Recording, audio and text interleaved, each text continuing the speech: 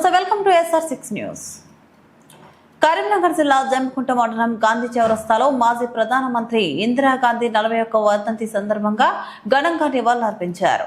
ఈ కార్యక్రమంలో జమ్మికుంట మండల కాంగ్రెస్ పార్టీ అధ్యక్షులు వీరంనేని పరశురాం రావు, మహిళా కాంగ్రెస్ అధ్యక్షురాలు తోట స్వప్న, పట్టణ కాంగ్రెస్ అధ్యక్షులు సుంకర రమేష్, మహిళా అధ్యక్షురాలు పూదారి రేణుక, వ్యవసాయ market committee vice chairman Satyareddy, డైరెక్టర్లు రాజేశ్వరరావు, మేకమల్ల అశోక్, పూదారి శివ, అశోక్, దొగ్గల భాస్కర్, పాతకాల ప్రవీణ్, దేవేందర్ తదితరులు పాల్గొన్నారు. 1966 నుండి 77 వరకు 3 పర్యాయాలు ఎంపీగా కొనసాగింది. 4వ పర్యాయం వారు ప్రధానమంత్రిగా సేవలు అందించుకుంటూ దేశానికి ప్రాణాలు విడిచిపెట్టడం జరిగింది. అలాంటి పార్టీలో మేమంతా కూడా పనిచేయడం, మాకు త్యాగాల పార్టీలో పనిచేయడం మాకు ఎంతో గర్వంగా ఉంది. ఇందిరాగాంధీ గారి తర్వాత మళ్ళీ మహిళలు ఎవరు కూడా రాలేని పరిస్థితుల్లో రాకుండా అణగదొక్కే వేయాలనే ఉద్దేశంతో నేడు కుహానా ప్రభుత్వం అయినటువంటి నేడు మోడీ పాలన మహిళలపైన అనేకమైనటువంటి అఘాయిత్యాలు పెట్టరేగుతూ ఉన్నాయి. ఒక మహిళ ఏ విధంగా అయితే తను ఇంటిని తీర్చిదిద్దుతుందో అదే విధంగా నేడు తెలంగాణ రాష్ట్రంలో ఇందిరమ్మ రాజ్యం అని రేవంత్ రెడ్డి గారు పిలుపునివ్వడంతోనే తెలంగాణ ప్రజలంతా కూడా కాంగ్రెస్ పార్టీకి, కాంగ్రెస్ ప్రభుత్వానికి పట్టం కట్టడం జరిగింది. అలాంటి ఇందిరమ్మ రాజ్యంలో నేడు తెలంగాణ సస్యశ్యామలంగా అభివృద్ధి ఫలాల వైపు నడుస్తుంటే నేడు కేంద్రం నుండి ఒక్క రూపాయి కూడా తీసుకురాకుండా వారు చేస్తున్నటువంటి తీరు ప్రజలు గమనిస్తూ ఉన్నారు. ఇది ఇందిరాగాంధీ గారి ఆలోచన విధానం కాదు. ఇందిరాగాంధీ గారు ఏ విధంగా అయితే 29 రాష్ట్రాలు ఉన్నాయో ఆ 29 రాష్ట్రాలను సస్యశ్యామలంగా ముందుకు నడిపే విధంగా కొనసాగించి ఆమె ఉక్కు మహిళగా పేరుగాంచింది. వారి లాంటి పాలన కొనసాగాలంటే మళ్ళీ దేశంలో కాంగ్రెస్ పార్టీ రావాలని ఈ సందర్భంగా తెలుసు. జై హింద్, జై యూత్ కాంగ్రెస్.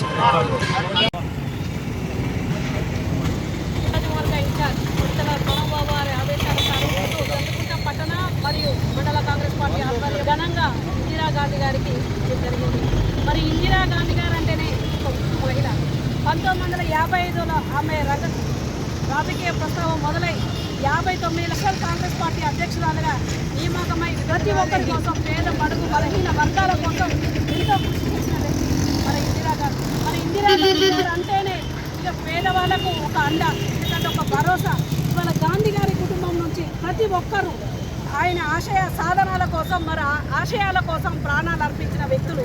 మరి గాంధీ గారి కుటుంబం గురించి కూడా చులకనగా మాట్లాడుతున్న టీఆర్ఎస్ బీజేపీ నాయకులు.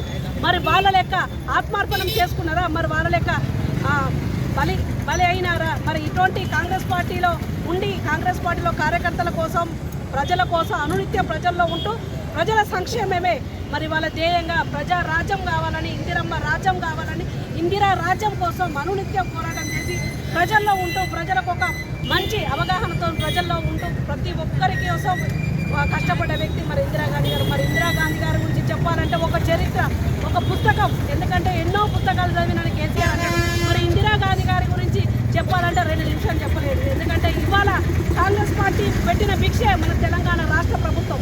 తెలంగాణ రాష్ట్ర ప్రభుత్వం వచ్చిందంటే తెలంగాణ రాష్ట్ర ప్రభుత్వంలో కాంగ్రెస్ పార్టీ ఇస్తేనే మనం ఇలా అందరం సుభిక్షంగా ఉన్నాం. అటువంటి తెలంగాణ రాష్ట్ర కాంగ్రెస్ పార్టీ పక్షాన మరియు మా కాంగ్రెస్ పార్టీ కార్యకర్తల పక్షాన ఇందిరాగాంధీ గారికి ఘనంగా నివాళులు. జై కాంగ్రెస్. ఈరోజు జమ్మికుంట గాంధీ చౌక్ వద్ద పట్టణ మరియు మండల మరియు మహిళా NSCI వివిధ సంఘాల నుంచి ఈరోజు ఇందిరాగాంధీ, మన మాజీ ప్రధానమంత్రి ఇందిరాగాంధీ గారికి ఘన నివాళులు అర్పించడం జరిగింది. కానీ ఇవాళ ఇందిరాగాంధీ గారు ప్రధానమంత్రి అంటే ఇందిరాగాంధీ అని చేస్తూ పెద్దలందరికీ ఇవాళ ఉన్నటువంటి ప్రధానమంత్రులు ఎవరు తెలియదు. అప్పటి ఇందిరాగాంధీ అట్లా చేసింది. బడుగు బలహీన వర్గాలకు ఆశాజ్యోతి అనంటే ఇందిరాగాంధీ. అప్పుడే ఆ ఇందిరాగాంధీ చేసినటువంటి ఈ ప్రజలకు చేసినటువంటి సేవలే తప్ప ఇప్పుడు చేసేది ఏం లేదు. అటువంటి ఇందిరాగాంధీ గారికి ఇవాళ ఘనంగా మా యొక్క జమ్మికుంట పట్టణంలో ఘన నివారణ అర్పించడం జరిగింది. జై కాంగ్రెస్.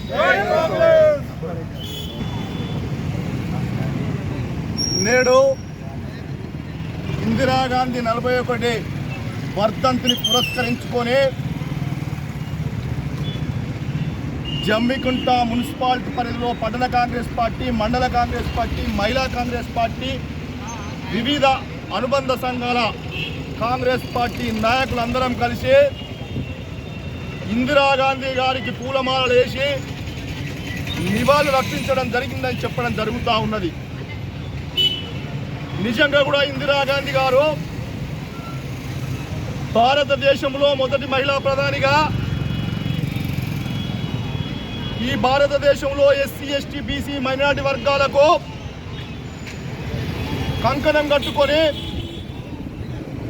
వల్ల నిరుపేదలైన ప్రతి ఒక్కటి ఇందిరమ్మ ఇండ్లు ఆ రోజు పక్క గృహాలు కొనుక్కొని ఇప్పుడు ఇందిరమ్మ ఇండ్లు కొనసాగుతుందంటే ఇందిరాగాంధీ యొక్క ఆలోచన విధానమే చెప్పడం జరుగుతూ ఉన్నది. ఇకపోతే ఎస్సీ ఎస్టీ బీసీ మైనారిటీలకు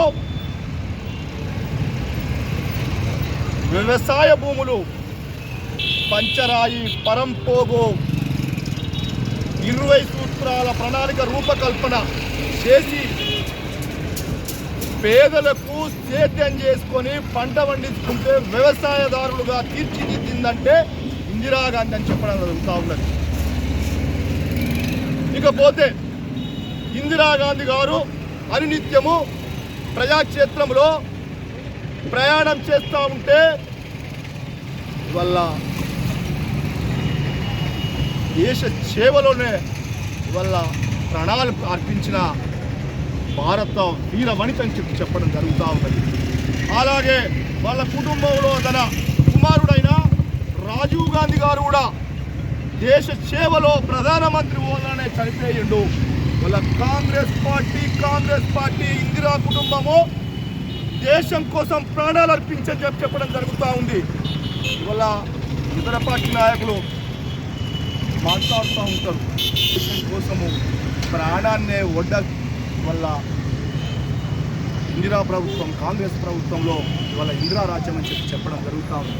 వారి యొక్క ఆలోచన విధానము, వారి యొక్క ఆశయ సాధన కోసము కాంగ్రెస్ పార్టీ సోదరులమందరం కలిసి మేమంతా వారి బాటలో ప్రయాణం చేస్తామని చెప్తూ రానున్న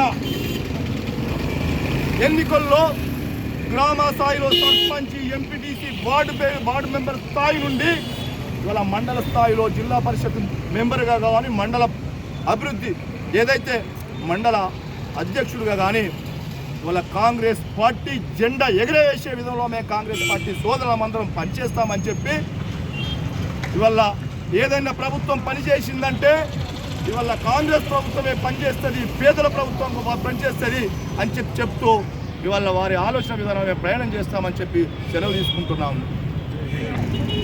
ఈరోజు జమ్మికుంట మరియు మండల పట్టణ అధ్యక్షుల ఆధ్వర్యంలో శ్రీమతి గౌరవశ్రీ ఇందిరాగాంధీ గారి వర్ధంతి వేడుకలు ఘనంగా గాంధీ చౌరస్తాలో నిర్వహించుకోవడం జరిగింది. వారి జన్మదినమైన వర్ధంతి అయినా ఎందుకు నిర్వహించుకోవాలంటే భారతదేశంలో ఏకైక తొలి మహిళా ప్రధానిగా 1966 నుండి 77 వరకు 3 పర్యాయాలు ఎంపీగా కొనసాగింది.